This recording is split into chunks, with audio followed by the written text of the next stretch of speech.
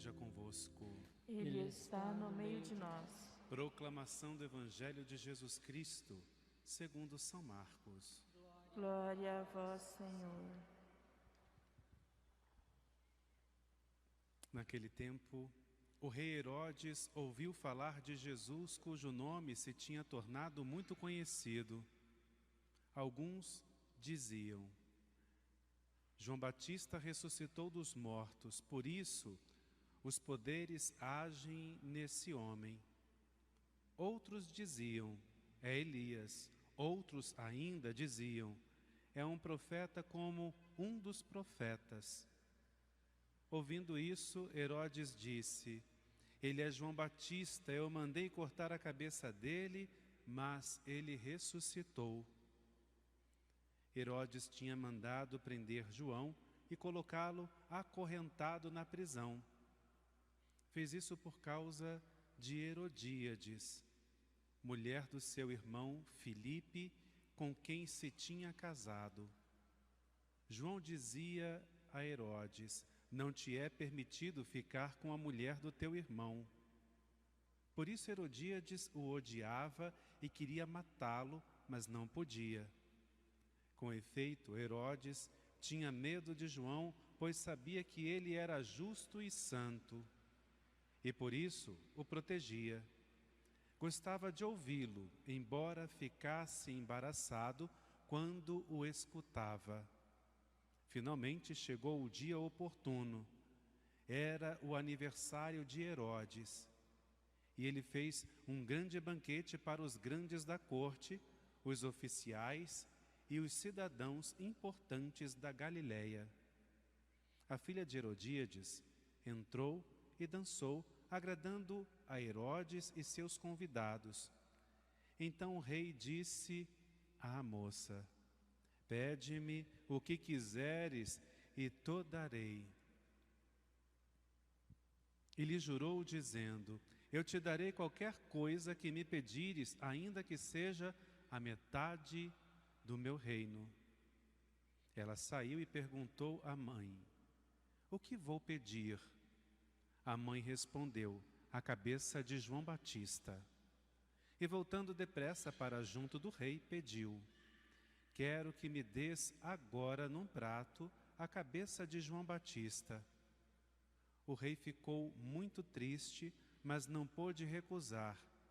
Ele tinha feito juramento diante dos convidados. Imediatamente, o rei mandou que um soldado fosse buscar a cabeça de João. O soldado saiu, degolou-o na prisão, trouxe a cabeça num prato e a deu à moça. Ela a entregou à sua mãe. Ao saberem disso, os discípulos de João foram lá, levaram o cadáver e o sepultaram. Palavra da salvação. Glória a vós, Senhor. Podemos nos sentar alguns instantes. Primeira sexta-feira do mês de fevereiro. Como está passando rápido, né? Já estamos no mês de fevereiro.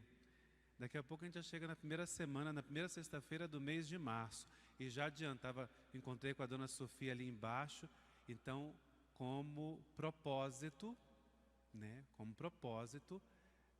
no próximo mês, na primeira sexta-feira, a gente volta com a missa às 15 horas.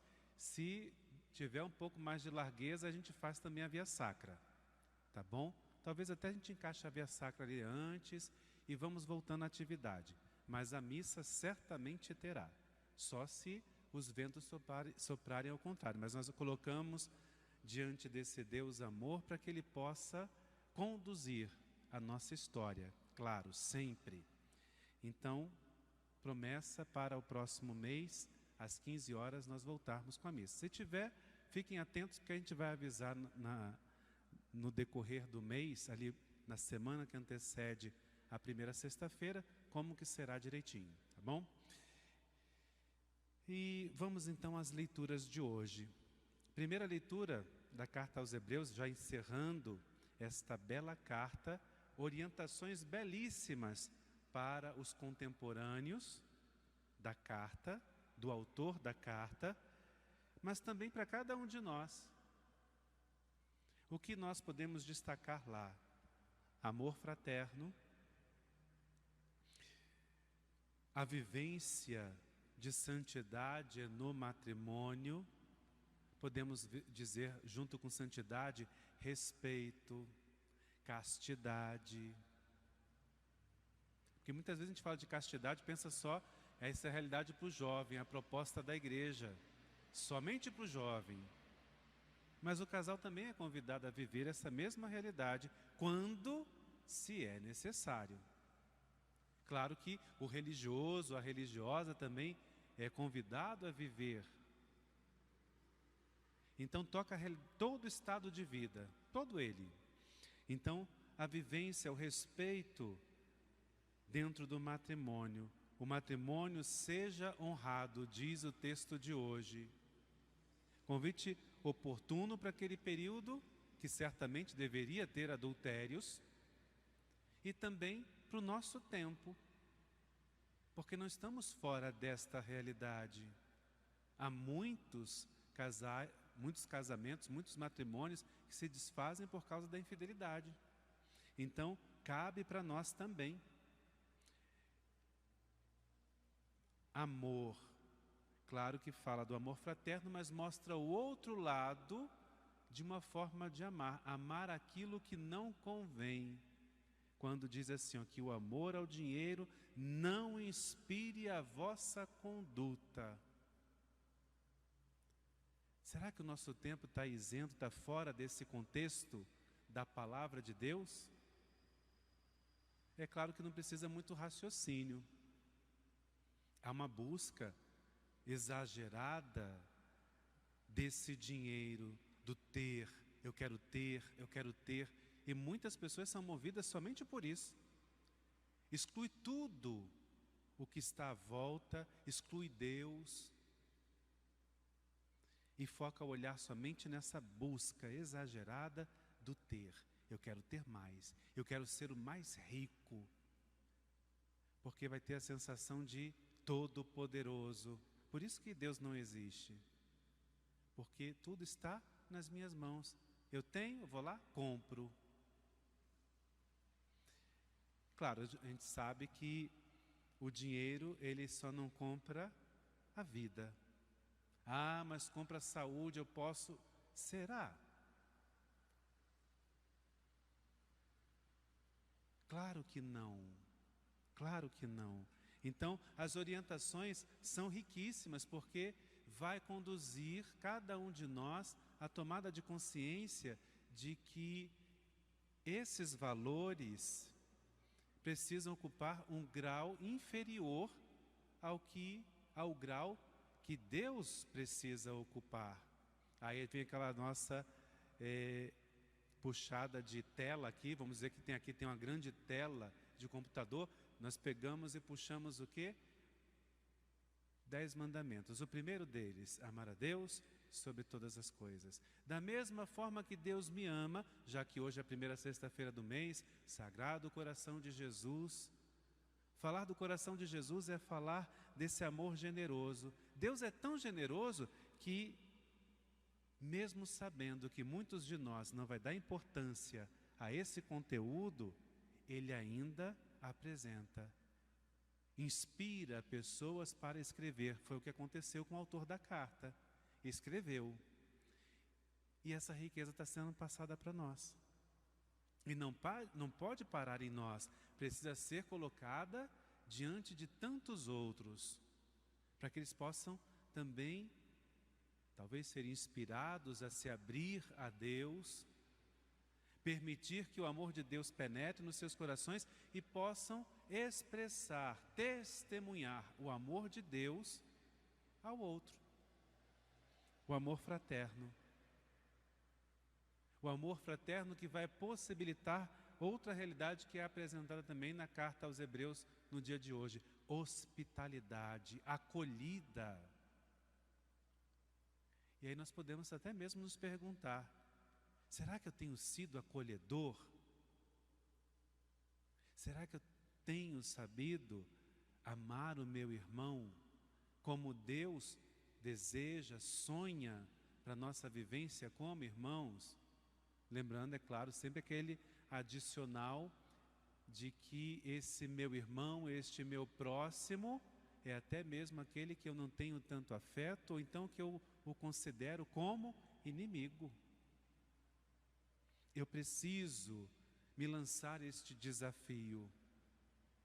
Eu preciso, para que esse céu e essa nova terra, que em outros textos bíblicos são apresentados a nós, se torne possível. Ressurreição, contemplar Deus na eternidade. Então, nós temos nesse trecho da carta aos Hebreus, esses convites. E vai lá no finalzinho dizer para nós: lembrai-vos de vossos dirigentes, aqueles que estão à frente, quando são exemplos de vida, que era a realidade que tocava aquela comunidade, que vos pregaram a palavra de Deus e considerando o fim de sua vida, imitai-lhes a fé. Imitai-lhes a fé. Ou seja, sejam perseverantes na fé. Porque sendo perseverantes na fé, a esperança futura, ela é viva. Ela não morre. E a nossa fé permanece. Porque eu vou ser perseverante, eu vou buscar formas de alimentar essa fé e ela não morre. E a espera futura permanece firme. Porque essa é a nossa fé. E aí vem a afirmação: Jesus Cristo é o mesmo ontem, hoje e por toda a eternidade. É no nosso tempo e será para sempre. Quando o anjo aparece a Nossa Senhora, ele fala justamente isto: seu reino não terá fim. Ou seja, ele será rei para todo sempre. É o mesmo. E esse ontem é desde a criação, desde antes da criação, já existia. Não como Jesus Cristo, mas como Verbo, mas já era. Porque ele não mudou, só acolheu a nossa humanidade. Acolheu porque é sempre bom de ter aquela visão de quando nós nos inclinamos. Pega uma criancinha, né? A gente se inclina para poder cumprimentar, para fazer um afago. Nós nos inclinamos. Deus é assim também. Quando Ele envia Jesus, Ele se inclina. Era o que nós celebrávamos no Natal. Foi o que nós celebramos agora no dia 2. A apresentação de Jesus no templo, recordar essa luz que se fez presente e se faz presente no meio de nós, que ilumina toda a treva. E aí nós podemos olhar para o Evangelho. Por que será que Herodes não sabia, não conhecia Jesus? E aqueles outros também que estavam à volta dele. Todos que trabalhavam para ele, estavam caminhando com ele. Pegando o texto, o rei Herodes ouviu falar de Jesus, cujo nome se tinha tornado muito conhecido por fora. Ele só ouviu falar. Mas quem é este Jesus?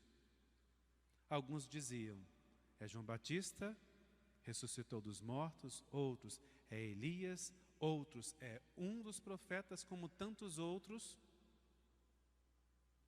E na opinião dele, era João Batista.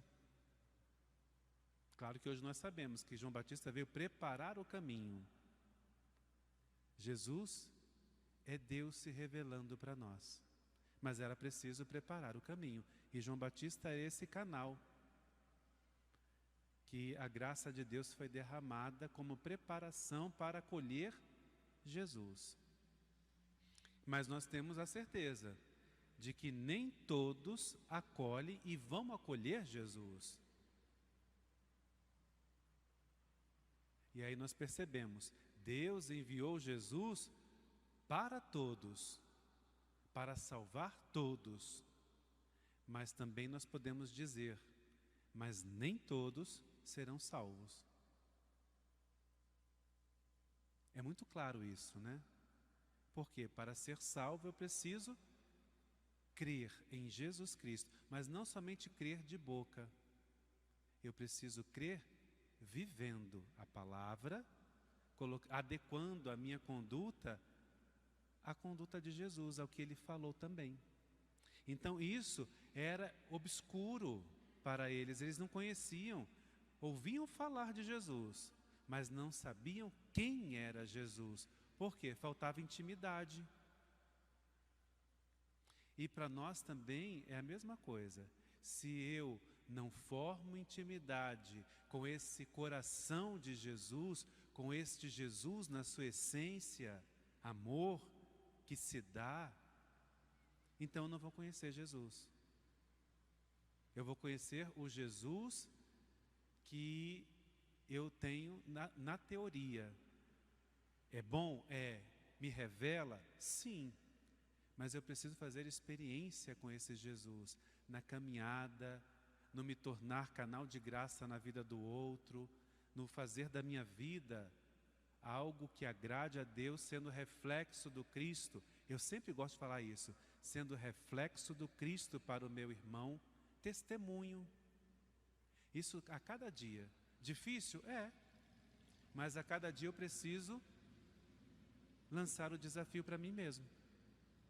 Então é o que se apresenta no Evangelho de hoje. O que causa na pessoa que vive na sua escuridão, na busca do poder, que a gente pode conciliar a primeira leitura com o Evangelho, é justamente a perdição. Eu começo a desejar a morte do outro, o mal para o outro, e vai ocasionar a minha morte também. E ainda pior, a morte espiritual.